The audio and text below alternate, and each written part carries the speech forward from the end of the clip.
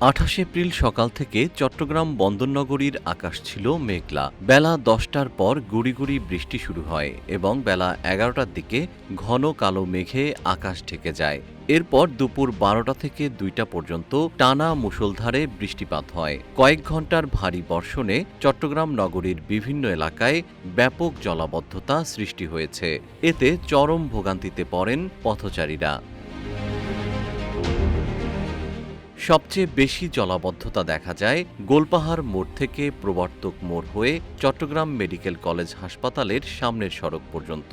দুপুর ১টার দিকে বদনা শাহ মাজার সংলগ্ন এলাকায় কোমর থেকে বুক সমান পানি জমে। এতে পথ চলাচলে তীব্র ঝুঁকির মধ্যে পড়ে যানবাহন ও পথচারীরা।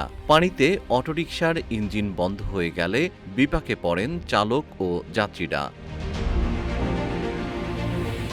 ভারী বৃষ্টিতে পানি জমে নগরীর বিভিন্ন এলাকায় খাল ও সড়ক একাকার হয়ে যায়। কোথাও কোথাও খালের পানি উপচে মূল সড়কের উপর দিয়ে প্রবাহিত হয়। এতে দীর্ঘ যানজটের সৃষ্টি হয়। নগরীর বিভিন্ন এলাকা পরিদর্শন করে দ্রুত জলাবদ্ধতা নিরসনে ব্যবস্থা নেয়ার কথা জানান সিটি কর্পোরেশনের মেয়র শাহাদাত হোসেন। এদিকে দেশের ৮ বিভাগেই কালবৈশাখী ঝড় ও ভারী বৃষ্টিপাতের সতর্কবার্তা দিয়েছে আবহাওয়া অধিদপ্তর।